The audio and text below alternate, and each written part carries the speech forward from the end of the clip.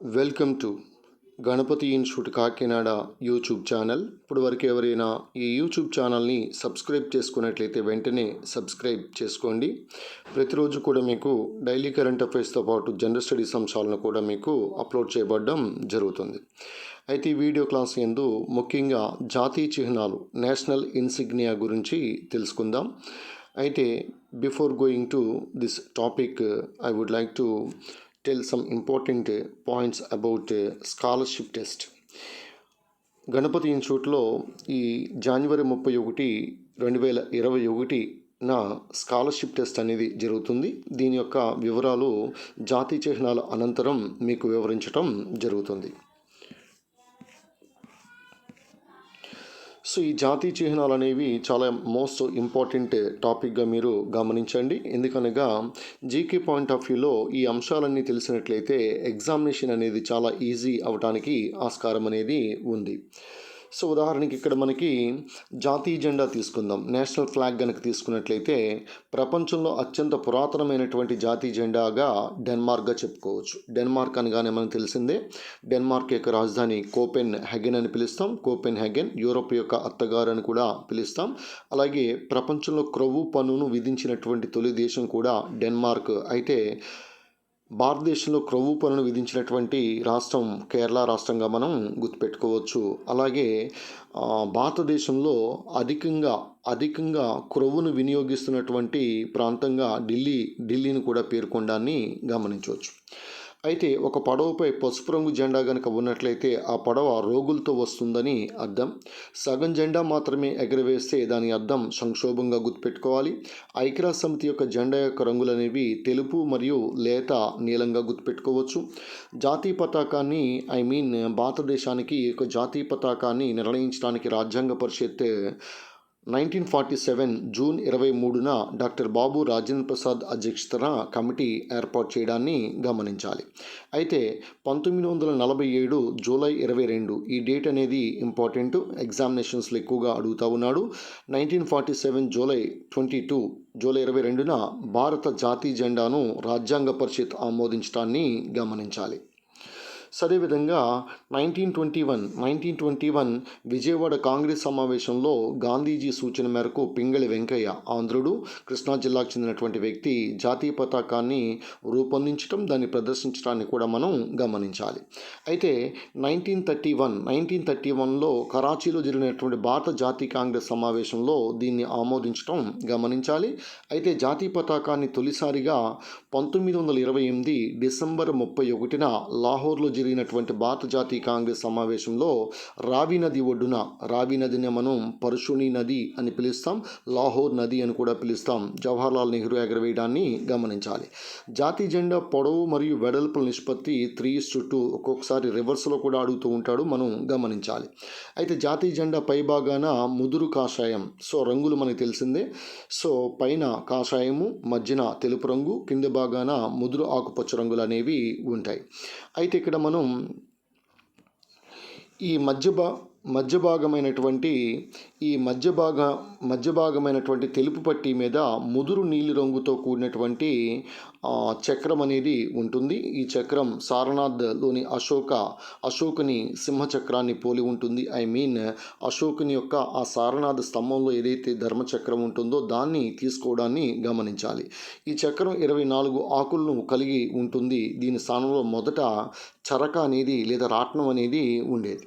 So అయితే ఇక్కడ 24 ఆకులు ఎందుకు ఉన్నాయని అడిగితే 24 గంటలు కూడా మనం ధర్మాన్ని పాటించాలనే ఉద్దేశంతో ఈ 24 ఆకులని ఆ చక్రంలో ఉండటాన్ని గమనించాలి. సో మనం అందరం కూడా 24 గంటలు కూడా తప్పనిసరిగా ధర్మాన్ని పాటించాలి, అధర్మం వైపుకు అడుగులు వేయకూడదు. సో జాతీయ జెండాలోని కాషాయం అనేది ధైర్యం మరియు త్యాగాన్ని గురించి తెలుపుతుంది. అదేవిధంగా తెలుపు రంగు సత్యము, పవిత్రత, శాంతి ఇవన్నీ కూడా తెలుపు రంగు సూచిస్తుంది. తెలుపు రంగు పట్టిన మహాత్మా గాంధీ చేర్చడాన్ని గమనించాలి. ఆకుపచ్చ అనేది విశ్వాసము, పరాక్రమము, పాడి పసిడి పంటలు, నైతికత గురించి తెలుపుతుంది. అదేవిధంగా చక్రం అనేది భారతీయ ప్రాచీన సంస్కృతి, డైనమిజం, సో ప్రగతి, ప్రశాంత మార్పుకు చిహ్నంగా మనం గుర్తుపెట్టుకోవచ్చు. సో జాతీయ జెండాలోని తెలుపు పట్టీని చరకాను గాంధీజీ చేర్చడం కూడా మనకు తెలిసిందే. అయితే 1947 జూలై 22న చరకాను తీసివేసి ధర్మచక్రంతో రాజ్యాంగ సభ దీన్ని జాతీయ పతాకంగా గుర్తించడాన్ని ఆమోదించడాన్ని గమనించాలి. సో అదేవిధంగా flag code of India which is also very very important 2002 జనవరి 26 నుంచి అమల్లోకి రావడాన్ని గమనించాలి.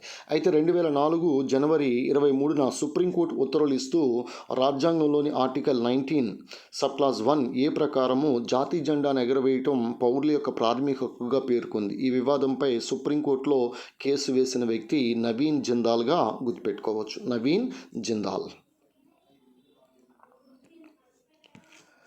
నెక్స్ట్ అదేవిధంగా 1947 ఆగస్టు 14న అర్ధరాత్రి జాతీయ పతాకాన్ని తొలిసారిగా భారత పార్లమెంటుపై జవహర్లాల్ నెహ్రూ ఎగరవేయటం మనకి తెలిసిందే. జాతీయ జెండా తయారీకి ఉపయోగించే వస్త్రం అనేది స్పన్ లేదా ఖాదీ అయి ఉండాలి. సో ఉదాహరణకి ఖాదీకి ప్రసిద్ధి చెందినటువంటి ఆంధ్రప్రదేశ్లోని విలేజ్ పొందూరు శ్రీకాకుళం మనకి తెలిసిందే. జెండాలోని 3 రంగుల్లో వర్ణించినటువంటి వ్యక్తి సర్వేపల్లి రాధాకృష్ణన్గా చెప్పుకోవచ్చు.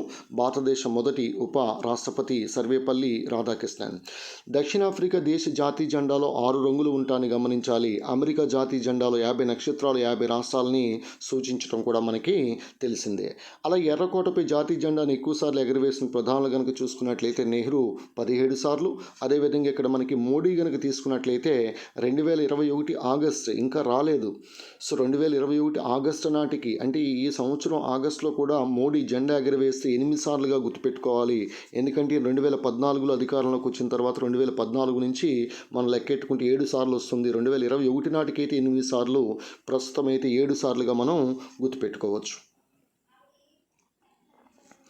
సో అదేవిధంగా మన జాతీయ జెండాను పోలినటువంటి జెండా నైజర్ దేశానికి చెందినటువంటి జెండాగా గుర్తుపెట్టుకోవచ్చు. జాతీయ జెండా దినోత్సవం అనేది డిసెంబర్ 7గా కూడా మనం గుర్తుపెట్టుకోవచ్చు. This is about what is called national flag of India. ఇది జాతీయ జెండాకు సంబంధించినటువంటి సమాచారంగా మనం గుర్తుపెట్టుకోవచ్చు.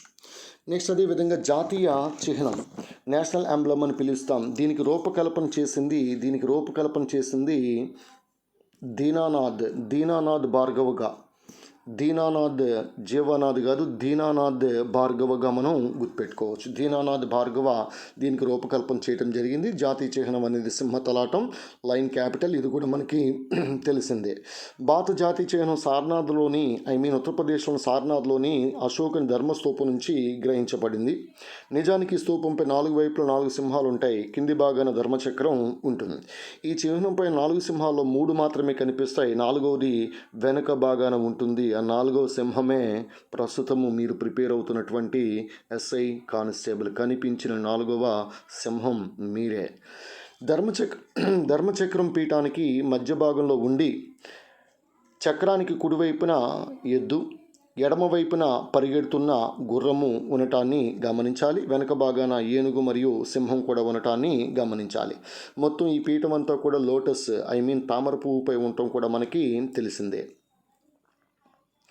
సింహం అనేది రాజసానికి నీతికి మనకి తెలిసిందే. వృషభము శ్రమ స్థిరత్వానికి, ఏనుగు బలము దృఢత్వానికి, గుర్రము ఉత్సాహానికి వేగానికి నమ్మకానికి చిహ్నాలు. సో కాబట్టి మీరు ఎస్ఐ కానిస్టేబుల్ అభ్యర్థులు ఇక్కడ సింహం వలె, వృషభం వలె, ఏనుగు వలె, గుర్రం వలె మీరు ముందుకు దూసుకుపోవాల్సినటువంటి అవసరం ఎంతైనా ఉంది.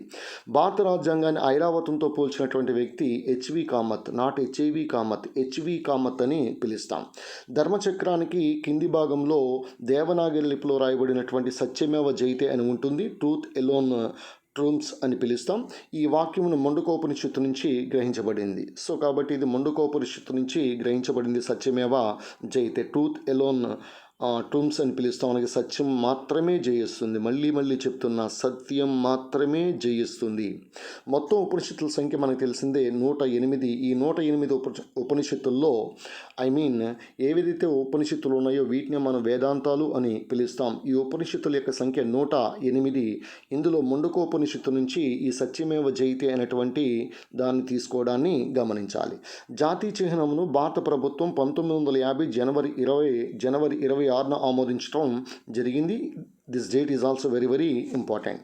గౌతమ బుద్ధుడు తన శిష్యులకు తొలి సందేశం చేసిన పవిత్ర స్థలం గుర్తుగా అశోకుడు క్రీస్తు పూర్వం 242 232 మధ్య సారనాథ్ వద్ద ధర్మస్తూపాన్ని నిర్మించడాన్ని గమనించాలి. జాతి చిహ్నం మొత్తం అమెరికా అంతా కూడా తామర పువ్వు లోటస్ పై ఉంటుంది. ఇది కూడా గుర్తుపెట్టుకోవాలి. నెక్స్ట్ కమింగ్ టు జాతీయ గీతం. ఈ జాతీయ గీతం అనేసరికి మనకి జనగణమన మనకి తెలిసిందే, నేషనల్ యాంథమ్ అని పిలుస్తాం. జాతీయ గీతం విశ్వ మానవతకు దేశభక్తి భావానికి ప్రతీక. జాతీయ గీతమైనటువంటి జనగణమనను బెంగాలీ భాషలో రవీంద్రనాథ్ ఠాగూర్ రచించడం కూడా మనకి తెలిసిందే. అయితే జనగణమన హిందీ అనువాదాన్ని రాజ్యాంగ పరిషత్ 1950 జనవరి 24న ఆమోదించడాన్ని గమనించాలి. So this date is also very very important. దీని తొలిసారిగా 1911 డిసెంబర్ 27 ఈ డేట్ కూడా ఇంపార్టెంట్, కలకత్తాలో జరిగిన భారత జాతీయ కాంగ్రెస్ సమావేశంలో పాడారు. అయితే ఈ జనగణమన గీతంలో 5 చరణాలు ఉంటాయి. తొలి చరణంలో 8 లైన్లను జాతీయ గీతంగా ఆమోదించారు. సో ఈ గీతం మొత్తం పాడడానికి 52 సెకండ్లు టైం పడితే సంక్షిప్తంగా పాడడానికి 20 సెకండ్లు మాత్రమే పడుతుంది. అయితే 1912 జనవరిలో భారత విధాత పేరుతో రవీంద్రనాథ్ ఠాగూర్ తత్వబోధిని పత్రికలో బెంగాలీ భాషలో మొదటిసారిగా ఈ గీతాన్ని ప్రచురించడం గమనించాలి. అదేవిధంగా విదేశాలలో తొలిసారిగా జర్మనీలోని హాంబర్గ్లో 1942 సెప్టెంబర్ 11 ఈ గీతాన్ని పాడడం జరిగింది. దేశ స్వాతంత్రం తర్వాత తొలిసారి ఎర్రకోట మీద జెండా ఎగిరినప్పుడు రామ్ సింగ్ తన ఆర్కెస్ట్రాతో దీన్ని అక్కడ పాడడాన్ని గమనించాలి. అయితే శ్యామ్ నారాయణ్ చౌక్సీ కేసులో 2016 నవంబర్ 30న సినిమా ప్రదర్శనకు ముందు జనగణమన ఆలపించాలని సుప్రీంకోర్టు తీర్పు చెప్పింది. అయితే 2018 జనవరి 9న తప్పనిసరి కాదు అని ప్రకటించింది. ఇప్పటికీ చాలామంది సినిమా ప్రదర్శన ముందు అందులో లేవడాన్ని కూడా మనం గమనిస్తూనే ఉన్నాం. కొన్ని సందర్భాల్లో కొన్ని థియేటర్లో కూడా ఇది తప్పనిసరిగా పాటించడం అనేది జరగడం లేదు. అయితే గౌతమ్ నిహలాని దివ్యాంగుల కోసం జనగణమన రూపొందించడాన్ని గమనించాలి. ఎవరైతే చెవిటి వారు ఉంటారో సో ఇలాంటి వారికి ముఖ్యంగా ఈ గౌతమ్ నిహలాని దివ్యాంగుల కోసం జనగణమన ఏ విధంగా పాడాలనేది సో వాళ్ళ కోసం ప్రత్యేకంగా గౌతమ్ నిహలాని జనగణమనను రూపొందించడాన్ని గమనించాలి. జాతీయ గీతాన్ని Rabindranath Tagore morning song of India పేరుతో 1919 సంవత్సరం ఆంగ్లంలోకి అనువదించాడు. ఎక్కడ? చిత్తూరు జిల్లా మదనపల్లిలో. సో దీనికి మార్గరెట్ కజిన్స్ బాణీ కట్టడాన్ని గమనించాలి. దీనికి బాణీ కట్టడాన్ని గమనించాలి. సో నెక్స్ట్ అదేవిధంగా మనకి ఈ జాతీయ గీతం కూడా జాతీయ పతాకం వలె స్వతంత్ర భారతదేశానికి చిహ్నం. ఇది మన భారతీయులందరూ ఐక్యంగా మరియు దృఢంగా ఉండటానికి ఒక పిలుపు వంటిది. సరళాదేవి చౌదూరాణి తొలిసారిగా దీన్ని ఆలపించడాన్ని గమనించాలి. సరళాదేవి చౌదూరాణి తొలిసారిగా ఆలపించారు. జనగణమన గీతంలో వివాదాస్పదమైనటువంటి పదం సింధు. అయితే ఇక్కడ మనకి ఏ సముద్ర ప్రస్తావన కూడా ఈ జాతీయ గీతంలో మనం చూడము. వివాదాస్పదమైనటువంటి పదం సింధు. ఈవెన్ సింధు అనేది మనకి భాష, రాజ్యాంగం గుర్తించినటువంటి భాషల్లో సింధీ భాష ఉంటుంది. ఈ సింధీ భాష అనేది 28 రాష్ట్రాల్లో ఎక్కడ కూడా మనకి అధికార భాషగా లేదు. సో కాబట్టి జనగణమన గీతంలో వివాదాస్పదమైనటువంటి పదం సింధీ భాష అనేది మనకి 22 అధికార భాషల్లో ఉంది. కానీ ఏ రాష్ట్రంలోనూ కూడా సింధీ భాష అనేది అధికార భాష కాదు. నెక్స్ట్ ఠాగూర్ గారు 150వ జయంతి ఉత్సవాలను 2011లో జరుపుకోవడానికి గమనించాలి. సో అదేవిధంగా ఇక్కడ మనకి 2011 ఠాగూర్ 150వ జయంతి సందర్భంగా కేంద్ర ప్రభుత్వం ఠాగూర్ అంతర్జాతీయ శాంతి బహుమతిని స్థాపించడం. తొలి గ్రహీత అన్నా హజారేగా మనం గుర్తుపెట్టుకోవచ్చు. అలాగే ప్రభుత్వ వసతి గృహాల్లో జాతీయ గీతాన్ని పాడడం తప్పనిసరి చేసినటువంటి రాష్ట్రం రాజస్థాన్గా మనం గుర్తుపెట్టుకోవచ్చు. నెక్స్ట్ కమింగ్ టు జాతీయ గేయం. సో జాతీయ గేయం అనేసి నేషనల్ సాంగ్ అని పిలుస్తాం. అది వందే మాతరం. ఈ గేయాన్ని బంకించంద్ర చటర్జీ రచించినటువంటి ఆనందమఠ్ అనే బెంగాలీ నవల నుంచి స్వీకరించబడింది. ఈ ఆనందమఠ్ నవల 1882 సంవత్సరంలో ప్రచురించబడ్డం మనకి తెలిసిందే. బంకించంద్ర చటర్జీ యొక్క అసలు పేరు కమలాకర్. వందే మాతర గేయాన్ని తొలుత సంస్కృతంలో రాయడాన్ని గమనించాలి. జనగణమన గీతంతో పాటు వందే మాతరం గేయం కూడా జనవరి 24, 1950న రాజ్యాంగ పరిషత్ లేదా రాజ్యాంగ సభ లేదా కాన్స్టిట్యూంట్ అసెంబ్లీ ఆమోదించబడడం గమనించాలి. ఈ గేయాన్ని 1896 కలకత్తాలో జరిగిన భారత జాతీయ కాంగ్రెస్ సమావేశంలో తొలిసారిగా రవీంద్రనాథ్ ఠాగూర్ పాడడం జరిగింది. అలాగే జాదూనాథ్ భట్టాచార్య ఈ గేయానికి సంగీతాన్ని సమకూర్చారు. సో అదేవిధంగా మనకి ఈ స్వాతంత్ర పోరాట సమయంలో భారత ప్రజలకు స్ఫూర్తిదాయకంగా నిలవడం మనకు తెలిసిందే. వందే మాతర ఉద్యమం ఇవన్నీ కూడా స్వదేశీ ఉద్యమం. ఈ సమయంలో వందే మాతరం గేయం అనేది ఎంతగా వందే మాతరం ఈ గేయం అనేది ఎంతగా ప్రాచుర్యం పొందిందో మనకి తెలిసిందే. అయితే వందే మాతరం గేయాన్ని ఇంగ్లీష్ భాషలోకి అనువదించింది అరవిందో ఘోష్. ఈ అరవిందో ఘోష్ ఈయనే మనం స్వామి అని పిలుస్తాం. సో సావిత్రి మరియు లైఫ్ డివైన్ అనేటువంటి పుస్తకాలను కూడా ఈయన రచించడం తెలిసిందే. అరబిందో ఆశ్రమం అనేది పాండిచ్చేరిలో ఉండటం కూడా మనకి తెలిసిందే. నెక్స్ట్ 2012 సంవత్సరంలో భారతదేశం బంకించంద్ర చటర్జీ 175వ జయంతిగా జరుపుకోవటాన్ని గమనించాలి. ఇక్కడ బంకించంద్ర చటర్జీని మనం కమలాకర్ అని పిలుస్తాం. రత్నాకర్ అంటే వాల్మీకి. నెక్స్ట్ జాతీయ క్యాలెండర్. స్వాతంత్రం వచ్చే నాటికి భారత ప్రభుత్వం గ్రిగేరియన్ క్యాలెండర్పై ఆధారపడింది. అయితే ఇక్కడ క్యాలెండర్ సంస్కరణల కమిటీ సిఫార్సు ప్రకారం భారత ప్రభుత్వం శకయుగాన్ని అనుసరించి ఈ శకయుగం అనేసరికి క్రీస్తు 78 అనుసరించి జాతీయ క్యాలెండర్ను రూపొందించడం జరిగింది. శక సంవత్సరం 365 రోజులు కలిగి చైత్రం తొలి మాసంగా ప్రారంభమవడాన్ని గమనించాలి. అందువల్లనే ఈవెన్ తెలుగువారు ఉగాది చైత్రంలోని ఈ నెలలోని మొదటి రోజు ఏదైతే ఉందో దాన్ని తెలుగు సంవత్సరాది లేదా ఉగాదిగా జరుపుకోవడం కూడా మనకి తెలిసిందే. శక సంవత్సరం 78లో ప్రారంభమైంది. శక సంవత్సరం 12 నెలలు 365 రోజులు కలిగి మొదటి నెల చైత్రము, చివరి నెల ఫాల్గుణం. ఒకసారి కానిస్టేబుల్ ఎగ్జామినేషన్లో కూడా ఈ విధంగా అడగడం జరిగింది. ప్రపంచవ్యాప్తంగా ఉన్న గ్రిగేరియన్ క్యాలెండర్ ఆధారంగా 1957 మార్చ్ 22 నుండి తయారు చేశారు. మన యొక్క జాతీయ క్యాలెండర్ను. గ్రిగేరియన్ క్యాలెండర్ను తయారు చేసింది ఈజిప్ట్గా మనం గుర్తుపెట్టుకోవచ్చు. సాధారణ శక సంవత్సరం మార్చి 22తో, లీప్ సంవత్సరం మార్చి 21తో ప్రారంభం అవడాన్ని గమనించాలి. భారత ప్రామాణిక సంవత్సరం క్రీస్తు శకం 78గా మనం తీసుకుంటాం. తీసుకోవచ్చు. సో కావున ఇక్కడ మనకి కొన్ని శక సంవత్సరానికి సంబంధించి నెలలు అనేవి చైత్రము, వైశాఖము, జ్యేష్ఠము, ఆషాఢము, శ్రావణము, భాద్రపదం, ఆశ్వీజం, కార్తీకం, మార్గశిరం, పుష్పం, మాఘం, ఫాల్గుణం. ఈ విధంగా మనకి 12 నెలలు అనేవి మనం చూడవచ్చు. అయితే జనరల్గా భారతదేశంలో ఋతువుల యొక్క సంఖ్య అనేసరికి మనం 6గా చెప్పుకుంటాం. ప్రతి 2 నెలలకి ఒక ఋతువుగా మనం పేర్కొనడాన్ని కూడా గమనించాలి. నెక్స్ట్ శకాలు. సో విక్రమ శకం ఇది క్రీస్తు శకం 78గా మనం గుర్తుపెట్టుకోవచ్చు. విక్రమార్కుడు ప్రారంభించాడు. అదేవిధంగా శక సంవత్సరం విక్రమ సంవత్సరం 58, శక సంవత్సరం లేదా శాలివాహన సంవత్సరం 78గా మనం గుర్తుపెట్టుకోవచ్చు. అదేవిధంగా గుప్త శకం అనేది 320గా గుర్తుపెట్టుకోవచ్చు. హర్ష శకం అనేది 606గా గుర్తుపెట్టుకోవచ్చు. విజయ శకం అనేది 1674 క్రీస్తు శకంగా గుర్తుపెట్టుకోవచ్చు. కాబట్టి ఇక్కడ విక్రమ శకం అనే విక్రమార్కుడు, శక సంవత్సరం అనేది కనిష్కుడు. అదేవిధంగా ఈ గుప్త శకాన్ని ప్రారంభించింది మొదటి చంద్రగుప్తుడు, హర్ష శకాన్ని ప్రారంభించింది హర్షుడు, అదేవిధంగా విజయ శకం శివాజీగా మనం గుర్తుపెట్టుకోవచ్చు. నెక్స్ట్ ఈ జాతీయ వారసత్వ జంతువు అనేసరికి మనం వెంటనే నేషనల్ హెరిటేజ్ యానిమల్గా ఏనుగును మనం ప్రకటించుకున్నాం. ఈ ఏనుగును జాతీయ వారసత్వ జంతువుగా 2010 అక్టోబర్ 22న దీన్ని ఆమోదించడం జరిగింది. భారతీయ వన్యమృగం ఏనుగు. శాస్త్రీయనామం ఇలిఫాస్ మ్యాక్సిమస్ ఇండికస్ అని పిలుస్తాం. అదే ఆఫ్రికా ఏనుగైతే అతిపెద్ద ఏనుగు లాక్సోడాంటా ఆఫ్రికానా అని పిలుస్తాం. సో ప్రపంచంలో ఏనుగులు ఎక్కువగా ఉన్నటువంటి దేశం బోట్స్వానా, 1000 ఏనుగుల దేశం లావోస్, తెల్ల ఏనుగుల దేశం అనేది Thailand. So land of 1000 elephants అని లావోస్ని పిలుస్తాం, ల్యాండ్ ఆఫ్ వైట్ ఎలిఫెంట్స్ అని థాయిలాండ్ని పిలుస్తాం. జాతీయ జంతు ఏనుగుల దేశాలు థాయిలాండ్, లావోస్, ఐవరీ కోస్ట్గా గుర్తుపెట్టుకోవచ్చు. భారతదేశంలో అతిపెద్ద ఏనుగుల శాంక్చురీ లేదా అభయారణ్యం అనేది అనకొట్ట కేరళగా గుర్తుపెట్టుకోవచ్చు. అదేవిధంగా భారతదేశంలో ఏనుగు ఉత్సవాలు అనేవి తిరుచి కేరళలో జరగడాన్ని కూడా గమనించాలి.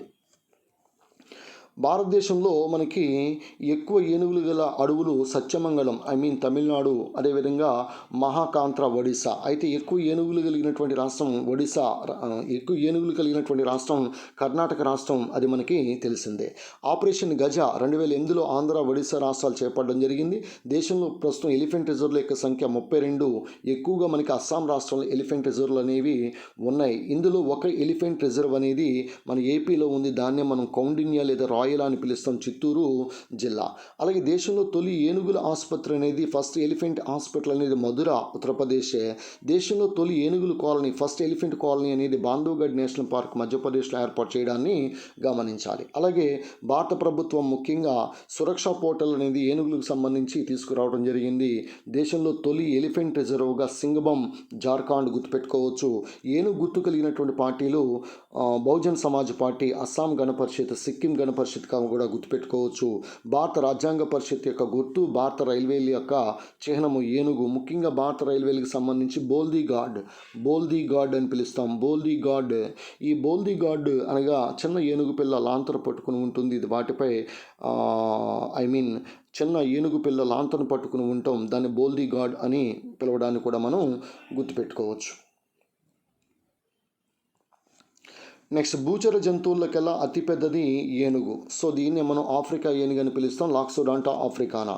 ఏనుగులో దంతాలు అనేవి elephant tusks in elephant they are modified incisors, కుంతకాల యొక్క రూపాంతరంగా గుర్తుపెట్టుకోవచ్చు. ఏనుగులు ఎక్కువగా రాష్ట్రం కర్ణాటక. ఏనుగులో తొండం, ముఖ్యంగా ట్రంక్ అనేది ముక్కు మరియు పై పెదవి, ఈ రెండు కలిసి ఈ ట్రంక్ ఫామ్ అవడాన్ని గమనించాలి. ఏనుగు జీవితకాలం దాదాపుగా 67 సంవత్సరాలు ఉంటుంది. Elephant project 1991-92. ప్రస్తుతం దేశంలో ఏనుగుల యొక్క సంఖ్య 27,312గా గుర్తుపెట్టుకోవచ్చు. సునామీలను కూడా పసిగట్టే జంతువు ఏనుగుగా భావించవచ్చు. అదేవిధంగా ప్రపంచ ఏనుగుల దినోత్సవం ఆగస్టు 12. అత్యధిక గర్భావధి కాలం గల జంతువు ఏనుగు. సాధారణంగా మనం 600 రోజులని పిలుస్తూ ఉంటాం. 640 నుంచి 660 రోజుల వరకు ఉంటుంది. పెరియార్ ఏనుగుల సంరక్షణ కేంద్రం కేరళలో ఉంది. ఏపీలో ఏనుగుల యొక్క సంఖ్య 65. ఏపీలో ఉన్నటువంటి ఎలిఫెంట్ రిజర్వ్ మీకు చెప్పడం జరిగింది, కౌండిన్య లేదా రాయల ఎలిఫెంట్ రిజర్వ్, చిత్తూరు జిల్లాలో ఉండటాన్ని గమనించాలి. నెక్స్ట్, జాతీయ జంతువు. సో ఈ జాతీయ జంతువు మనకు తెలిసిందే రాయల్ బెంగాల్ టైగర్ అని పిలుస్తాం. అంతర్జాతీయ పులుల దినోత్సవం జూలై 29. ఇది కూడా మనకు తెలిసింది, ఇంటర్నేషనల్ టైగర్ డే అని పిలుస్తాం. దేశంలో పులుల యొక్క సంఖ్య అనేది ప్రస్తుతం 2967. టైగర్ స్టేట్ మధ్యప్రదేశ్, పులులు ఎక్కువగా ఉన్నటువంటి రాష్ట్రం మధ్యప్రదేశ్ 526, కర్ణాటకలో 524, ఉత్తరాఖండ్లో 442, ఏపీలో 48 పులులు ఉన్నట్టుగా గుర్తుపెట్టుకోవాలి. 1972లో భారత ప్రభుత్వం పెద్ద పులి రాయల్ బెంగాల్ టైగర్ని జాతీయ జంతువుగా గుర్తించడం గమనించాలి. ఈవెన్ జిమ్ కార్బెట్ నేషనల్ పార్క్లో కూడా మనకి ఈ రాయల్ బెంగాల్ టైగర్స్ అనేవి అక్కడ కూడా కనిపిస్తాయి. అలాగే సుందర్బన్ నేషనల్ పార్క్లో రాయల్ బెంగాల్ టైగర్స్ అనేవి కూడా కనిపిస్తాయి. పెద్ద పులి శాస్త్రీనామం అనేది ప్యాంథెరా టైగ్రిస్. ప్రాజెక్ట్ టైగర్ 1973లో ప్రారంభించడం జరిగింది. తొలి టైగర్ రిజర్వ్ అనేది బందీపూర్ మనకి తెలిసిందే. మొత్తం 50 టైగర్ రిజర్వ్లు అనేవి ఉన్నాయి. 50వ టైగర్ రిజర్వ్ అనేది కమ్లాంగ్. అయితే 1972 సంవత్సరం వరకు మనకి సింహం అనేది జాతీయ జంతువుగా ఉండేది. సింహం శాస్త్రీనామం ప్యాంథెరా లియోగా మనం గుర్తుపెట్టుకోవచ్చు. అయితే 1972 నవంబర్ 18వ తారీఖున పెద్ద పులిని జాతీయ జంతువుగా తీసుకోవడాన్ని గమనించాలి. అలాగే టైగర్ మ్యాన్ ఆఫ్ ఇండియాని కైలాస్ సంకాల, రాజస్థాన్ చెందినటువంటి కైలాస్ సంకాల అనేటువంటి వ్యక్తిని టైగర్ మ్యాన్ ఆఫ్ ఇండియా అని పిలుస్తాం. నెక్స్ట్, జాతీయ పక్షి. సో మనకు తెలిసిందే, మన జాతీయ పక్షి నెమలి, అందులోనూ కూడా మగనెమలి.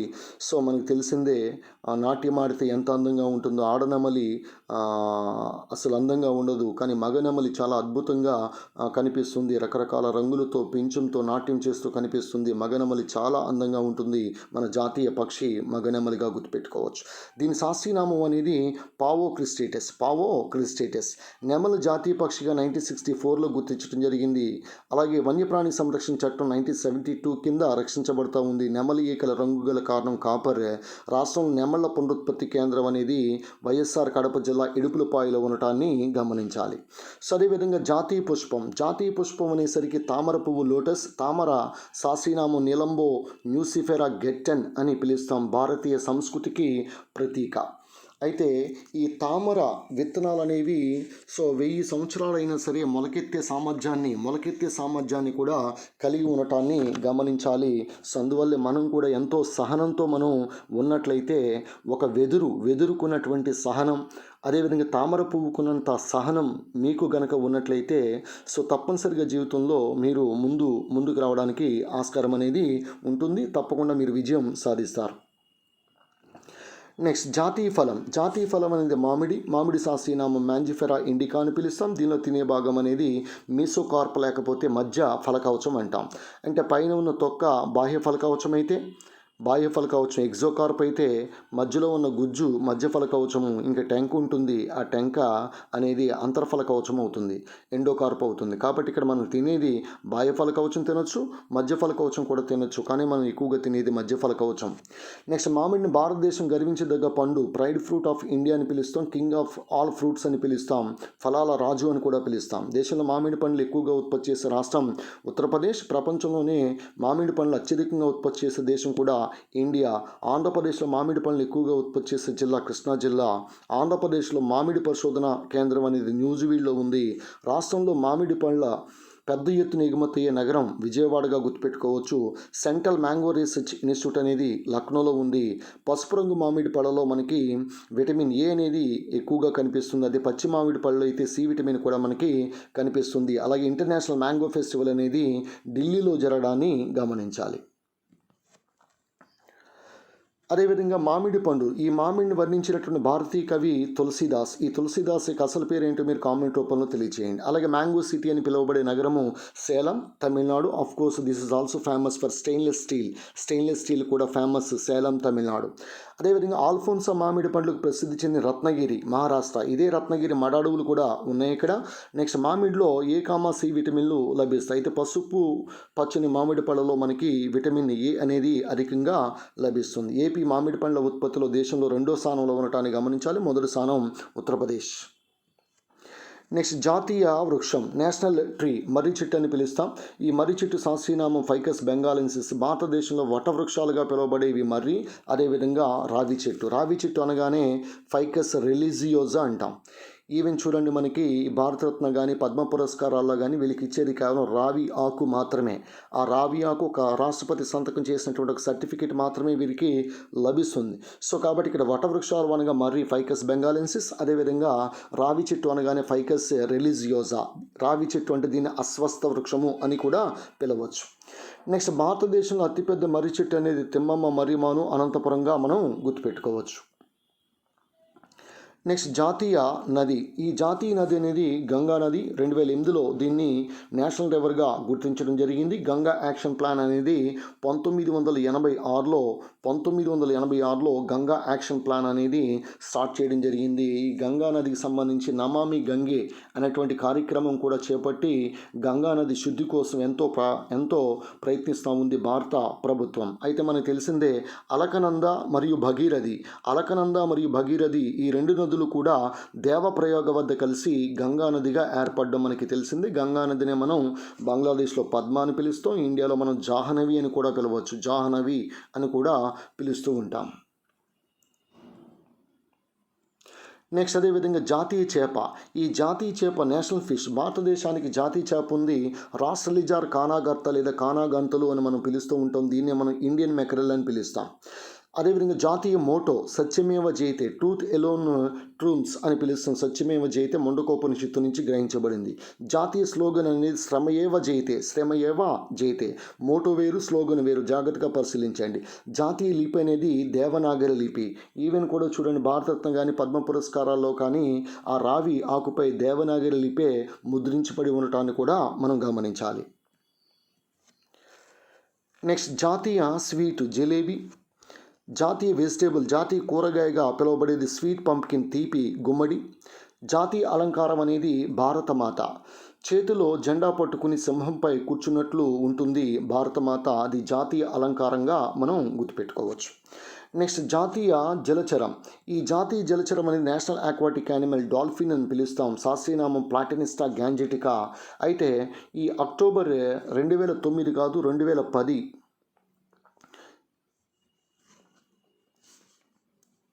2010 2010 మే మే 18వ తారీఖున దీన్ని జాతీయ జలచరంగా గుర్తించడాన్ని మనం గమనించాలి.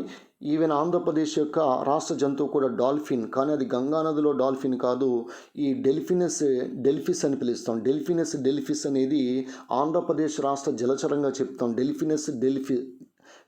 డెల్ఫిస్ అది కామన్ డాల్ఫిన్. ఇది గంగా నదిలో ఉన్నటువంటి డాల్ఫిన్ని మనం ఈ జాతీయ జలచరంగా గుర్తించడాన్ని గమనించాలి. అది ఆంధ్రప్రదేశ్ రాష్ట్ర జలచరం కూడా డాల్ఫిన్, కానీ అది కామన్ డాల్ఫిన్, డెల్ఫిస్ అని పిలుస్తాం. సో ఈ జంతువును వన్యప్రాణి సంరక్షణ చట్టం 1972కి చేర్చి రక్షణ కల్పిస్తూ ఉన్నారు. దాదాపుగా 2000 వరకు వీటి సంఖ్య అనేది మనం చూడవచ్చు. స్ట్రీట్ గంగా నదిలో కానీ, అదేవిధంగా మయన్మార్లో ఇర్రావడి నదిలో కానీ, గంగా నదిలో కానీ, అదేవిధంగా బియాస్ నదిలో కానీ వీటిని మనం పరిశీలించవచ్చు. రెండవ తెలివైన శరీరం డాల్ఫిన్ 1,00,000 హెర్ట్జ్ల పౌనఃపున్యం వరకు ధ్వని తరంగాలను గ్రహించగలదు. స్థానికంగా దీన్ని గంగా నదిలో సుసు అని పిలుస్తాం. సో కావున ఇక్కడ ఈ డాల్ఫిన్ అందు ఈకోలొకేషన్ ఉంటుంది. ఇది అతిథులను ఉత్పత్తి చేసి తిరిగి అతిథులు పరావర్తనం చెందటాన్ని గమనించాలి. జస్ట్ లైక్ మనం ఉదాహరణకి బ్యాట్ గబ్బిలం కనుక తీసుకున్నట్లయితే దానిలో ఏ విధంగా అయితే ఉంటుందో అదే సిచ్యువేషన్ ఈకోలొకేషన్ డాల్ఫిన్లో కూడా మనం చూడవచ్చు. ప్రపంచ డాల్ఫిన్ దినోత్సవం అనేది ఏప్రిల్ 14. అలాగే భారతదేశంలో గౌహతి నగర జంతువు, ఒక నగరానికి జంతువు అనేది కేవలం గౌహతికి మాత్రమే ఉంది డాల్ఫిన్. అదే మనకి ఒక నగరానికి అధికార చిహ్నం అయితే బెంగళూరు. ఆ బెంగళూరుకి అధికార చిహ్నాన్ని రూపొందించినటువంటి వ్యక్తి వినోద్ కుమార్గా మనం గుర్తుపెట్టుకోవచ్చు. అధికార చిహ్నాన్ని కలిగినటువంటి the only city in India that is Bengaluru. So that ఆ చిహ్నాన్ని రూపొందించింది వినోద్ కుమార్. నమ్మూరు అనే ప్రాంతానికి చెందినటువంటి బెంగళూరు సమీపంలో నమ్మూరు అనే ప్రాంతానికి సంబంధించి వినోద్ కుమార్గా గుర్తుపెట్టుకోవచ్చు. అలాగే వెరీ ఇంపార్టెంట్, విక్రమ్శిలా గ్యాంజెటిక్ డాల్ఫిన్ అభయారణ్యం అనేది బీహార్లో ఉండటాన్ని గమనించాలి. సో కాబట్టి గౌహతి నగర జంతువు డాల్ఫిన్, ప్రపంచ డాల్ఫిన్ దినోత్సవం ఏప్రిల్ 14, విక్రమ్శిలా గ్యాంజెటిక్ డాల్ఫిన్ అభయారణ్యం బీహార్గా మనం గుర్తుపెట్టుకోవచ్చు. జాతీయ క్రీడ హాకీ 1950 జనవరి 26ను గుర్తించడం జరిగింది. జాతీయ క్రీడా దినోత్సవం అనేది మనకి ఆగస్టు 29.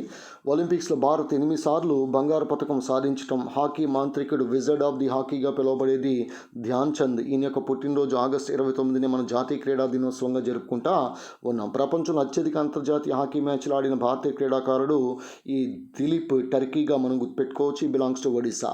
రాజీవ్ గాంధీ ఖేల్ రత్న పొందిన తొలి హాకీ క్రీడాకారుడు ధనరాజ్ పిళ్ళై, కేరళ, ప్రస్తుతం ముంబై. 2018 ప్రపంచ కప్ హాకీ వేదిక భువనేశ్వర్. 2023లో భువనేశ్వర్ మరియు రూర్కెలాలో జరుగుతుంది. అందువల్ల చూడండి, దేశంలో అతిపెద్ద హాకీ స్టేడియం రూర్కెలాలో నిర్మిస్తూ ఉన్నారు. రూర్కెలా బ్రాహ్మణి నది ఒడ్డున ఉండటాన్ని కూడా మనం గుర్తించాలి. జాతీయ భాష, భారతదేశానికి నేషనల్ లాంగ్వేజ్ అనేది లేదు. అధికార భాష మాత్రమే హిందీ మరియు ఇంగ్లీష్ అనేవి కేంద్ర స్థాయిలో అధికార భాషలుగా గుర్తించబడ్డాయి.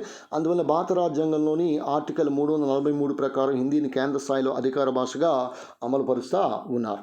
గమనించండి, 1963 అధికార భాష చట్టం తర్వాత 1965 నుంచి హిందీని అధికార భాషగా కొనసాగిస్తూ ఉన్నారు. సో కాబట్టి భారతదేశంలో హిందీ దివస్ అని సెప్టెంబర్ 14, ప్రపంచ హిందీ దివస్ అనేది జనవరి 10. భారత రాజ్యాంగం గుర్తించిన భాషలు 22, అందులో హిందీ కూడా ఉంది. 92వ రాజ్యాంగ సవరణ ద్వారా 2003లో 4 భాషలను రాజ్యాంగం గుర్తించినవి బోడో, డోగ్రీ, మైథిలి, సంతాలి. డోగ్రీ అనేది ప్రస్తుతం జమ్మూ కాశ్మీర్లో ఒక అధికార భాష. జమ్మూ కాశ్మీర్లో 5 అధికార భాషలు ఉంటే అందులో డోగ్రీ అనేది ఒక అధికార భాష. భారతదేశంలో ప్రాచీన హోదా కలిగినటువంటి భాషల సంఖ్య 6 ఉన్నాయి. తమిళం మొదటిది, కన్నడం, తెలుగు, మలయాళం, సంస్కృతం, ఒడియా. అత్యంత ప్రాచీనమైనటువంటి భాష సంస్కృతం, అతిపెద్ద ద్రవిడ భాష తెలుగు, ప్రాచీనమైన ద్రవిడ భాష తమిళంగా మనం చెప్పుకోవచ్చు. ఆంధ్రప్రదేశ్ రాష్ట్ర చిహ్నం పూర్ణఘటం, పూర్ణ కుంభం కాదు పూర్ణఘటం. గుర్తుపెట్టుకోండి, పూర్ణ కుంభం కాదు పూర్ణఘటం. సో ఈ పూర్ణఘటం మరియు ధర్మచక్రం అనేది మనకు కనిపిస్తుంది. ఆంధ్రప్రదేశ్లో అతిపెద్ద బౌద్ధ స్తూపం అమరావతి అయితే ఈ పూర్ణఘటాన్ని బహుకరించింది ఒక చర్మకారుడు కోబ్లర్ విదికుడుగా గుర్తుపెట్టుకోవాలి. విదికుడు, ఇది ఎగ్జామ్లో అడగటానికి ఆస్కారం ఉంది. అయితే ఆంధ్రప్రదేశ్లో బుద్ధుని అవశేషంపై నిర్మించబడినటువంటి ఏకైక స్తూపం భట్టిప్రోలు. ఇది అతి ప్రాచీనమైనటువంటి బౌద్ధ స్తూపం ఆంధ్రప్రదేశ్లో. అతిపెద్ద బౌద్ధ స్తూపం అయితే అమరావతిగా మనం చెప్పుకోవచ్చు. భట్టిప్రోలు అనేసరికి గుంటూరుగా మనం గుర్తుపెట్టుకోవచ్చు. అదే గుంటుపల్లి, అదేవిధంగా మనకి గుడిమల్లం అనేది చిత్తూరు జిల్లాలో ఉంది, ప్రాచీనమైన శివలింగం. అదేవిధంగా మనకి గుంటుపల్లి, ప్రాచీనమైన చైత్యం గుంటుపల్లి, అది వెస్ట్ గోదావరి జిల్లాలో ఉంది. అలాగే రాష్ట్రగేయం, ఈ రాష్ట్రగేయం మా తెలుగు తల్లికి మల్లెపూ దండ రచయిత శంకరంబాడి సుందరాచార్యులు తొలిసారిగా పాడింది టంగుటూరి సూర్యకుమారిగా మనం గుర్తుపెట్టుకోవచ్చు. రాష్ట్ర జంతువు కృష్ణ జింక, యాంటిలోప్ సెర్వికాప్రా అని పిలుస్తాం. వేగంగా పరిగెత్తే మొదటి జంతువు చిరుత. అయితే భారతదేశంలో చిరుతలు లేవు, కేవలం లెపర్డ్స్ మాత్రమే ఉన్నాయి.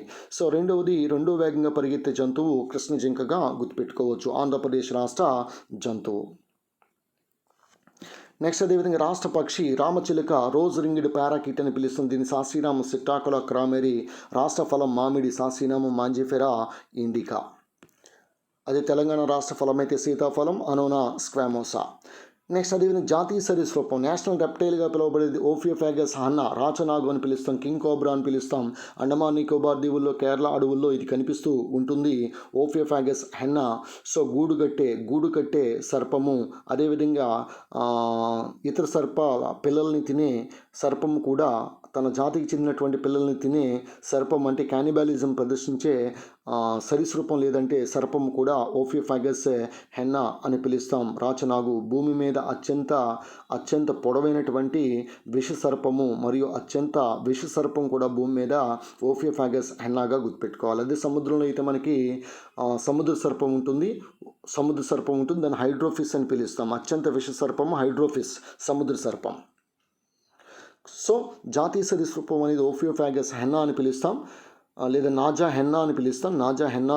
రాచనాగు కింగ్ కోబ్రాగా గుర్తుపెట్టుకోవాలి. అలాగే జాతీయ కట్టడం అనేది నేషనల్ మాన్యుమెంట్ ఇండియా గేట్. దీన్ని డిజైన్ చేసింది లీ కార్బూజియర్ కాదు, ఎడ్విన్ లూటియన్స్. ఇండియా గేట్, ఇలాంటిది గేట్వే ఆఫ్ ఇండియా మనకి ముంబైలో ఉంది.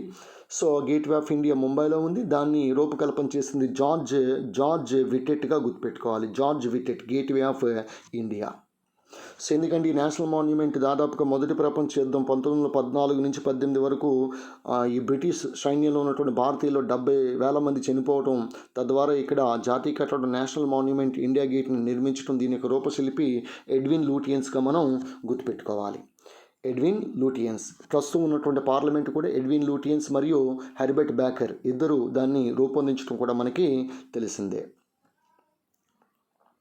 అయితే ప్రస్తుత పార్లమెంట్ని కొత్తగా నిర్మించబోయే పార్లమెంట్ 2022 కల్లా కంప్లీట్ అవుతుంది. టాటా ప్రాజెక్ట్స్ సెంట్రల్ విస్టా పేరుతో దాన్ని నిర్మించడం కూడా మనకి తెలిసిందే. నెక్స్ట్ అది కరెన్సీ సింబల్. ఈ కరెన్సీ సింబల్ అనేది 2010 జూలై 15 ఆమోదించబడింది. దీన్ని రూపొందించింది ఉదయ్ కుమార్గా గుర్తుపెట్టుకోవాలి. ఉదయ్ కుమార్ తమిళనాడు చెందినటువంటి వ్యక్తి దీన్ని రూపొందించడాన్ని గమనించాలి. అయితే మనకి 1957లోనే దశాంశ నాణ్యాల పద్ధతి ప్రవేశపెట్టారు. 1957 దశాంశ నాణ్యాల పద్ధతి అని పిలుస్తాం. ఉదయ్ కుమార్ గుర్తుపెట్టుకొని, he belongs to Tamil Nadu. Next అదేవిధంగా జాతీయ ప్రతిజ్ఞ. ఈ జాతీయ ప్రతిజ్ఞ రాసింది పైడిమర్రి వెంకట సుబ్బారావు, 1962. ఈయన తెలంగాణ నల్గొండ జిల్లాకు చెందినవాడు. 1965 జనవరి 26న జాతీయ ప్రతిజ్ఞగా గుర్తించారు. సో ఇలా గుర్తించారన్న విషయం కూడా ఆయనకి పాపం తెలియదు, ఈ పైడిమర్రి వెంకట సుబ్బారావు గారికి. సో పాఠశాలలో ప్రతిజ్ఞ అమలు చేసేందుకు కేంద్ర ప్రభుత్వం చాగ్లా కమిషన్ను నియమించడాన్ని గుర్తుపెట్టుకోవాలి. అలాగే ఆంధ్రప్రదేశ్ రాష్ట్ర పుష్పం అనేది మల్లెపువ్వు, దీని యొక్క శాస్త్రీనామం జాస్మినం అఫిసినేల్. అలాగే ఆంధ్రప్రదేశ్ రాష్ట్ర క్రీడ మరియు తెలంగాణ రాష్ట్ర క్రీడ కూడా కబడ్డీ, 7 ఆటగాళ్ళు ఆడతారు. నెక్స్ట్ రాష్ట్ర నది గోదావరి, కానీ ఆంధ్రప్రదేశ్లో పొడవైన నది కృష్ణానది. అదేవిధంగా రాష్ట్ర భాష తెలుగు భాషా దినోత్సవం ఆగస్టు 29ని జరుపుకుంటాం. జాతీయ క్రీడా దినోత్సవం కూడా ఆగస్టు 29ని మనం జరుపుకోవడాన్ని గుర్తుపెట్టుకోవాలి. నెక్స్ట్ అదేవిధంగా ప్రపంచ భాషల్లో తెలుగు స్థానం 16, దేశ భాషలో 4వ స్థానం. ఉదాహరణకి హిందీ, బెంగాలీ, మరాఠీ తర్వాత ఎక్కువగా మాట్లాడే భాష తెలుగుగా గుర్తుపెట్టుకోవచ్చు. దేశ భాషలందు తెలుగు లెస్స అని ఫస్ట్ పలికింది వినుకొండ వల్లభాచార్యుడు. దాని ప్రాచుర్యంలోకి తీసుకొచ్చింది శ్రీకృష్ణదేవరాయలుగా మనం గుర్తుపెట్టుకోవచ్చు. అలాగే వ్యవహారిక భాషోద్యమ పితామహుడు గిడుగు రామ్మూర్తి పంతులు యొక్క జయంతిని మనం ఈయన యొక్క జయంతిని మనం తెలుగు భాష దినోత్సవంగా కూడా మనం జరుపుకుంటా ఉన్నాం. నెక్స్ట్ తెలుగు భాషను అధికార భాషగా విశిష్ట స్థానం ఇచ్చిన రాజులు రాజరాజ నరేంద్రుడు, తూర్పు చాళుక్యులు, గణపతి దేవుడు కాకతీయుల కాలానికి చెందినటువంటి వ్యక్తి, నెక్స్ట్ శ్రీకృష్ణదేవరాయలు విజయనగర సామ్రాజ్యం. అలాగే ఆంధ్రుల గురించి రాసిన తొలి విదేశీ గ్రంథం ఇండికా. తొలి తెలుగు నాటకం మధుకరి మంజురీయమని పిలుస్తాం. కొన్ని సందర్భాలు సాంఘిక నాటకం అని తొలి సాంఘిక నాటకం నందక రాజ్యంగా గుర్తుపెట్టుకోవాలి. కానీ వ్యవహారిక భాషలు తొలి తెలుగు నాటకంగా కన్యాశుల్కం మనం గుర్తుపెట్టుకోవచ్చు. అందువల్ల ఇక్కడ మనకి ఈ మూడు కూడా ఇంపార్టెంట్. తెలుగులో మొదటి కథానిక దిద్దుబాటు గురజాడ అప్పారావు రచించడం జరిగింది. తెలుగులో లభ్యమైన మొదటి శాసనం కలమల్ల శాసనం ధనుంజయుడు, రేనాటి చోళుడికి చెందినటువంటి ధనుంజయుడు వేయించాడు. తెలుగులో లభ్యమైన మొదటి పదం నాగబు, అమరావతి శాసనంలో మనం చూడొచ్చు. అలాగే వ్యవహారిక భాషలో తొలి తెలుగు నాటకం కన్యాశుల్కం, గురజాడ అప్పారావు. నెక్స్ట్ తెలుగులో లభ్యమైన తొలి గ్రంథం ఐతరేయ బ్రాహ్మణం. తెలుగులో మొదటి సాంఘిక నవల రాజశేఖర చరిత్ర. తొలి తెలుగు వార్తాపత్రిక సత్యదూత బళ్ళారి క్రైస్తవ మిషన్ చేత విడుదల చేయబడింది. అదేవిధంగా రాష్ట్ర నృత్యం కూచిపూడి పితామహుడు సిద్ధేంద్ర యోగిగా మనం గుర్తుపెట్టుకోవచ్చు. నెక్స్ట్ రాసవృక్షం వేప, అజాడి రక్త ఇండికా అని పిలుస్తాం. దీన్ని ఇండియన్ హెర్బల్ డాక్టర్ అని పిలుస్తాం. దీనిలో నింబిడిన్ అనేటువంటి ఆల్కలాయిడ్స్, నింబిన్ మరియు నింబిడిన్ అనే ఆల్కలాయిడ్లు అనేవి లభిస్తాయి. వేప చెట్టు గోపంచకాలపై అంతర్జాతీయ పేటెంట్ కలిగిన దేశం భారతదేశం. అంతర్జాతీయ పేటెంట్ సంస్థ జర్మనీలో ఉంది. అదే భౌగోళిక గుర్తింపునిచ్చే జియోగ్రాఫికల్ ఇండికేషన్ సంస్థ మన భారతదేశంలో చెన్నైలో జియోగ్రాఫికల్ ఇండికేషన్ సంస్థ ఉండటాన్ని గమనించాలి. అలాగే ఏ దేశమేగినా ఇందు కాలీడిన పొగడరాని తల్లి భూమి భారతిని లిగిర్తి చాటిన కవి రాయిప్రోలు సుబ్బారావు గారు. తెలుగు ఆంధ్రప్రదేశ్ అధికార భాషగా 1966లో ప్రకటించబడింది. 2008లో ప్రాచీన హోదా, కన్నడ భాష కూడా ప్రాచీన హోదా లభించడం జరిగింది. తెలుగు అనే పత్రికను స్థాపించింది గిడుగు రామ్మూర్తి నాయుడు. ఆంధ్ర పితామహ అని మాడపాటి హనుమంతరావుని పిలుస్తాం. అదేవిధంగా వీరగంధము తెచ్చిన ఆరము వీరుడెవరో తెలుపుడి గేయ రచయిత త్రిపురనేని రామస్వామి చౌదరిగా గుర్తుపెట్టుకోవాలి. ఆంధ్రపత్రిక సంపాదకుడు కాశీనాథుని నాగేశ్వరరావు. ఈయనింటిని శ్రీబాగ్ అని పిలుస్తాం. శ్రీబాగ్ ఒడంబడిక 1937 కూడా మనకి తెలిసిందే. అలాగే ఆంధ్రప్రదేశ్ పత్రికను స్థాపించింది ఈ పార్థసారథి నాయుడుగా మనం గుర్తుపెట్టుకోవచ్చు. ఈ ఆంధ్రపత్రిక సంపాదకుడు కాశీనాథ్ నాగేశ్వరరావు అయితే ఆంధ్ర పత్రిక స్థాపించింది పార్థసారథి నాయుడుగా గుర్తుపెట్టుకోవాలి. తెలుగులో మొదటి శతకం శివతత్వసారం. అదేవిధంగా క్రెసెంట్ పత్రికను స్థాపించింది గాజుల లక్ష్మీ నర్సుశెట్టి. వ్యవహారిక భాషలో రాయబడిన తెలుగు తొలి నాటకం కన్యాశుల్కం, గురజాడ అప్పారావు.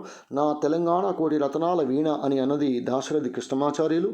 ఆంధ్రులను గురించి పేర్కొన్న అశోకుని శిలాశాసనము 13వ శిలాశాసనంగా గుర్తుపెట్టుకోవచ్చు. So coming to Telangana state insignia గురించి మనం చూద్దాం. తెలంగాణ రాష్ట్ర చిహ్నాల గురించి మనం చూద్దాం. రాష్ట్ర పక్షి పాలపిట్ట, ఒకప్పుడు ఆంధ్రప్రదేశ్ పిట్ట, కానీ ఇప్పుడు తెలంగాణ పిట్ట అయింది. మనకేమో రామచిలక రావటం కూడా మనకి తెలిసిందే. ఈ పాలపిట్ట దీన్నే బ్లూ జే అని పిలుస్తాం, ఇండియన్ రోలర్ అని పిలుస్తాం, ఇండియన్ రోలర్ నీలకంఠ అని కూడా పిలుస్తాం. బ్లూ జే, ఇండియన్ రోలర్, నీలకంఠ. దసరా నాడు పాలపిట్టను చూస్తే చాలా అదృష్టంగా భావిస్తూ ఉంటారు. దీని శాస్త్రీయనామం కొరేషియస్ బెంగాలెన్సిస్. అలాగే తెలంగాణ రాష్ట్ర జంతువు జింక, దీన్ని మచ్చల జింక, స్పాటెడ్ డీర్ అని పిలుస్తాం, యాక్సిస్. తెలంగాణ రాష్ట్ర చేప అనేది చెన్నాస్ట్రయేటస్, కొర్రమీను లేదా కొర్రమట్ట. దీన్ని ముర్రెల్ ఫిష్ అంటారు. ముర్రెల్ ఫిష్ అని పిలుస్తాం, చెన్నాస్ట్రయేట. రాష్ట్ర వృక్షం అనేది జమ్మి చెట్టు. దీని శాస్త్రీయనామం అనేది ప్రొజోఫిస్ సెనరేరియా. రాష్ట్ర పుష్పం తంగేడు పుష్పం. శాస్త్రీయనామం కేసియా ఆరిక్యులేటా. అధికార భాష తెలుగు. రాష్ట్ర పండుగలు బతుకమ్మ, బోనాలు. సో రంజాన్ కూడా జరుపుతూ ఉంటారు. రాష్ట్ర చిహ్నం అనేది కాకతీయ కళాతోరణం రూపొందించింది ఏలే లక్ష్మణ్. సో కావున తెలంగాణ రాష్ట్ర అధికార చిహ్నాన్ని రూపొందించింది ఏలే లక్ష్మణ్. రాష్ట్ర గేయం అనేది మనకి ఆంధ్రప్రదేశ్కి అయితే శంకరంబాడి సుందరాచార్యులు రచించినటువంటి మా తెలుగు తల్లికి మల్లెపూదండ. కానీ ఇక్కడ జై జై హే తెలంగాణ జననీ జై కేతనం అనేటువంటి గేయం ఉంది. అందశ్రీగా గుర్తుపెట్టుకోవాలి. అదేవిధంగా తిథులు మనకి మొత్తం 15 తిథులు ఉన్నాయి. ఆ తిథులు ఏంటో కూడా మీకు తెలుసు. పాడ్యమి, విద్య, తదియ, చవితి, పంచమి, షష్ఠి, సప్తమి, అష్టమి, నవమి, దశమి, ఏకాదశి, ద్వాదశి. అందరూ మంచి కార్యక్రమాలు మనకి దశమి నాడు, ఏకాదశి నాడు, అదేవిధంగా సప్తమి నాడు, నెక్స్ట్ విద్య, తదియ, ఇలాంటి రోజుల్లో మనం ఏదైనా కార్యక్రమాలు చేసుకుంటూ ఉంటారు. సో ఎందుకంటే ప్రపంచంలోనే ఎక్కువగా హిందూ కులాలు ఎక్కువగా ఉన్నటువంటి దేశం, దాదాపుగా 3500 పైనే హిందూ కులాలు ఉన్నాయి, 500 పైనే క్రైస్తవ కులాలు ఉన్నాయి.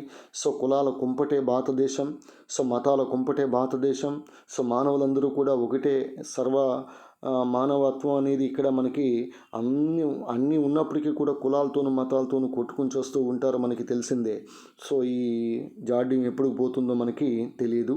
నెక్స్ట్, భారత జాతీయ కాలమానం. ఈ భారత జాతీయ కాలమానం అనేది 82.5 డిగ్రీల తూర్పు రేఖాంశం అనుసరించి భారత జాతీయ కాలమానాన్ని నిర్ణయిస్తారు. గ్రీనిచ్ కాలమానం కంటే భారత కాలమానం 5.5 గంటలు ముందు ఉంటుంది. 82.5 డిగ్రీల తూర్పు రేఖాంశం అనుసరించి భారత జాతీయ కాలమానాన్ని నిర్ణయించాం. సాధారణంగా గ్రీనిచ్ కాలమానం అంటే ఇంగ్లాండ్ స్థానిక సమయం కంటే భారత కాలమానం 5 గంటల 30 నిమిషాల ముందు ఉంటుంది. సో కావున ఇక్కడ ఒక విషయం గుర్తుపెట్టుకోండి, 82.5 డిగ్రీల తూర్పు రేఖాంశం. ఉదాహరణ కాకినాడ చూడండి, కాకినాడలో మనకి ఈ పక్కనే ఒక పెద్ద మాల్ ఉంది, 82 degrees ఈస్ట్ అని అక్కడ రాయడం జరుగుతుంది, SRMT మాల్ దగ్గర. సో కాకినాడ. సో దాన్ని అనుసరించి కూడా ఈ రకంగా చెప్పుకోవచ్చు. 82.5 డిగ్రీల తూర్పు రేఖాంశం అంటే 82.5 ఈస్ట్ లాంగిట్యూడ్ అనే రేఖాంశం 82.5 డిగ్రీల తూర్పు రేఖాంశం ప్రకారం భారత స్థానిక లేదా ప్రామాణిక సమయమును ఉత్తరప్రదేశ్లోని మీర్జాపూర్ జిల్లాలో గల వింధ్యాంచల్ రైల్వే స్టేషన్లో ఉన్న క్లాక్ టవర్ ఆధారంగా నిర్ణయిస్తారు. అదే ఖచ్చితమైనటువంటి సమయంగా గుర్తుపెట్టుకోండి. వన్స్ అగైన్, మీర్జాపూర్ జిల్లాలో గల వింధ్యాంచల్ రైల్వే స్టేషన్లో ఉన్న క్లాక్ టవర్ ఆధారంగా నిర్ణయించడాన్ని గమనించాలి. దీంతోపాటు మరొక ముఖ్యమైనది, ఈ 82.5 డిగ్రీల ఈ తూర్పు రేఖాంశము ఈస్ట్ లాంగిట్యూడ్, అదేవిధంగా 23.5 డిగ్రీల ఈ ఉత్తర అక్షాంశం, అనగా దీన్ని మనం ఏమంటాం, కర్కట రేఖ అని పిలుస్తాం, ట్రాపిక్ ఆఫ్ క్యాన్సర్ అని పిలుస్తాం. ఈ రెండు కూడా ఛత్తీస్గఢ్ రాష్ట్రంలోని బైకుంఠపూర్ వద్ద ఖండించుకుంటాయి. ఒకవేళ బైకుంఠపూర్ ఇవ్వకపోతే అంబికాపూర్ ఇస్తాడు, గమనించండి. కానీ ఎగ్జామ్లో బైకుంఠపూరే గుర్తుపెట్టుకోవాలి. ఈ రెండు కూడా ఖండించుకునే ప్రాంతం. అయితే ఇక్కడ మనకి 82.5 డిగ్రీల తూర్పు రేఖాంశం అనేది దేశంలో 5 రాష్ట్రాలు ఒక కేంద్రపాలిత ప్రాంతం. ఈ 5 రాష్ట్రాలు ఒక కేంద్రపాలిత ప్రాంతం అన్నాం. మరి 5 రాష్ట్రాలు ఏమున్నాయి? ఒకటి ఉత్తరప్రదేశ్లో మనకి అలహాబాద్, అదేవిధంగా వారణాసి, మీర్జాపూర్ అనే ప్రాంతం. మధ్యప్రదేశ్ తీసుకుంటే జబల్పూర్, రేవా. ఇదే రేవా వద్ద అతిపెద్ద సౌర విద్యుత్ ప్రాజెక్టును కూడా నిర్మించడం, ప్రస్తుతం అక్కడ ఉండటం కూడా మనకి తెలిసిందే. అలాగే ఛత్తీస్గఢ్లో మనకి రాయ్పూర్, బైకుంఠపూర్, ఒడిశాలో కోరాపుట్ గుర్తుపెట్టుకోవచ్చు. ఆంధ్రప్రదేశ్లో కాకినాడ. మరి పాండిచ్చేరి అన్నాం కదా, అది ఎక్కడది? యానాం గుండా పోతుంది 82.5 డిగ్రీల తూర్పు రేఖాంశం. సో ఇది కూడా మనం గుర్తుపెట్టుకోవచ్చు. అలాగే మనకి పక్షములు 2, శుక్లపక్షము, కృష్ణపక్షం అని పిలుస్తాం. అలాగే ఆయనములు అనేవి 2, ఉత్తరాయణము, దక్షిణాయనం. మొన్నే మనం ఈ ఉత్తరాయణంలో ప్రవేశించాం, సంక్రాంతి వచ్చింది. సంక్రాంతి అనగానే సంక్రమణం అనగానే మార్పు.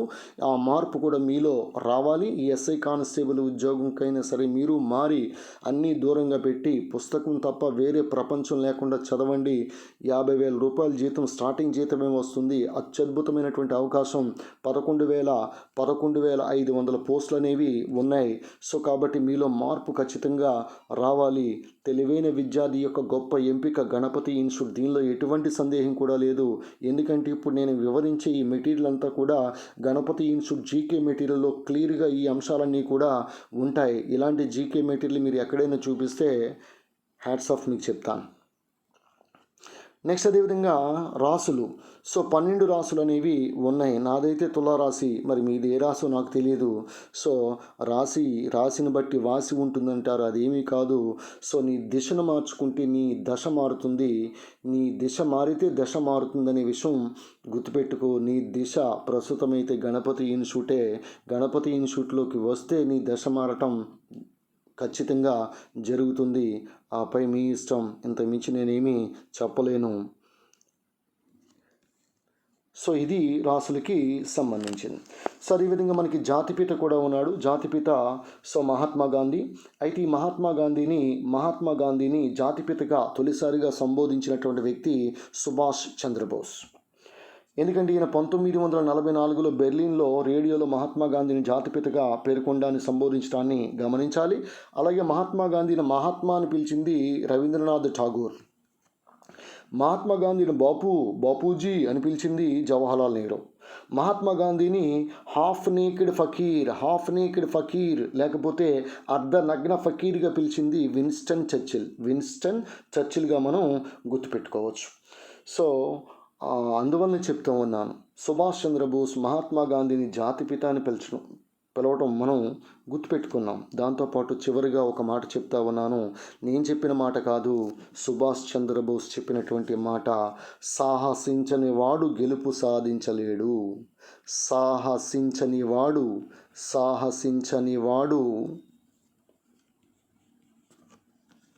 గెలుపు సాధించలేడు. రాస్కోర సాంబా. సాహసించిన వాడు గెలుపు సాధించలేడు. సో ఇలా చెప్పింది సుభాష్ చంద్రబోస్. ఈ విషయాన్నైనా సరే నువ్వు గుర్తుపెట్టుకుని ఈ ఎస్ఐ కానిస్టేబుల్కి ఈ ఎలక్షన్ కూడా అయిపోయిన వెంటనే నోటిఫికేషన్ వస్తుంది కాబట్టి మంచి సమయం లభించింది కాబట్టి జస్ట్ గణపతి ఇన్స్టిట్యూట్లో 45 days, ఓన్లీ 45 daysలో ఎంటైర్ కోర్స్ అనేది కంప్లీట్ అవుతుంది. వితిన్ 45 daysలో మొత్తం కోర్స్ కంప్లీట్ అయ్యి మీకు 50 మోడల్ ఎగ్జామ్స్ అనేవి కండక్ట్ చేయడం జరుగుతుంది. టాపిక్ వైజ్ టెస్ట్లు, ప్రతిదీ కూడా టాపిక్ వైజ్ టెస్ట్. ఈ జాతి చిహ్నాలు ఉందంటే దీని మీద టాపిక్ వైజ్ టెస్ట్ ఉంటుంది. అలాగే ఏదైనా తీసుకో, పరిశ్రమలు టాపిక్ వైజ్ టెస్ట్, అడవులు టాపిక్ వైజ్ టెస్ట్, ఏ టాపిక్ తీసుకున్న history, polity, economy, geography, physics, chemistry, biology, science and technology, GK, current affairs, arithmetic, reasoning, పర్యావరణం, ఇంగ్లీష్, ఏ తీసుకుని you can take any kind of subject. మేము టాపిక్ వైజ్ టెస్ట్లు అనేవి పెట్టడం జరుగుతూ ఉంది. సో దీంతోపాటు చాలా ముఖ్యంగా మీకు చెప్పాల్సింది, మీకు ఆల్రెడీ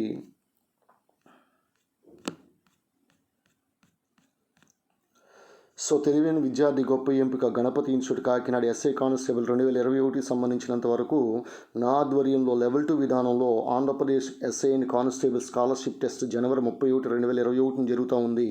అన్ని జిల్లాల విద్యార్థులు మీరు జనవరి 31వ తారీఖున రావచ్చు. ఇది ఓన్లీ ఆఫ్లైన్ ఎగ్జామ్ మాత్రమే. ఆన్లైన్లో ఎట్టి పరిస్థితులు ఈ పేపర్ మీకు ఎక్కడా లభించదు. చాలా అద్భుతమైనటువంటి పేపర్. ఈ పేపర్ చూస్తే మీకు ఆటోమేటిక్గా మీకు ఈ పేపరే చివరి ఎగ్జామ్ వరకు కూడా మీ దగ్గర ఈ పేపర్ని మీ దగ్గర పెట్టుకుంటారు. ఎటువంటి సందేహం లేదు. 100 మార్కులకి రాత పరీక్ష ఉంటుంది. ఆబ్జెక్టివ్ విధానంలో ఉంటుంది. Both EM and TM. English medium, Telugu మీడియంలో లభిస్తుంది. అథమెటిక్ 20 మార్కులు, రీజనింగ్ 20 మార్కులు, ఇంగ్లీష్ 10 మార్కులు, జనరల్ స్టడీస్, కరెంట్ అఫైర్స్ 50 మార్కులు, మొత్తం 100 మార్కులు ఉంటాయి. నెగిటివ్ మార్కులు అనేవి లేవు. ఈ ఎగ్జామ్ రాసే వాళ్ళకి క్లియర్గా గుర్తుపెట్టుకోండి. ఓఎంఆర్ షీట్పై ఈ మార్కింగ్ చేయాల్సి ఉంటుంది. పరీక్షా సమయం 2:30 గంటలు. ఉదయం 9 గంటల నుంచి 11:30 వరకు ఎగ్జామ్ జరుగుతుంది.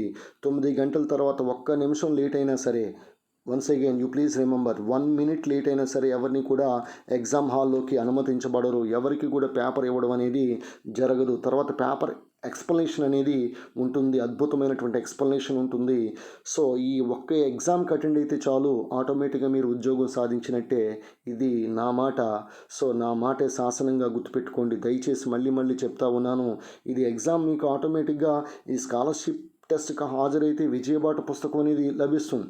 అలాగే మనకి మొదటి ర్యాంక్ విద్యార్థికి 5,000, రెండో ర్యాంక్ విద్యార్థికి 3,000, మూడో ర్యాంక్ విద్యార్థికి 2,000 ఇవ్వడం జరుగుతుంది. ఎక్కువ మార్కులు సాధించిన వారికి ఫీజులో రాయితీ కల్పించబడుతుంది. If you want to take coaching in Ganapathi institute అనుకుంటే వెంటనే ఫోన్ ద్వారా మీ పేరు రిజిస్టర్ చేసుకోండి. పరీక్ష ఫీజు అనేది 20 రూపాయలు.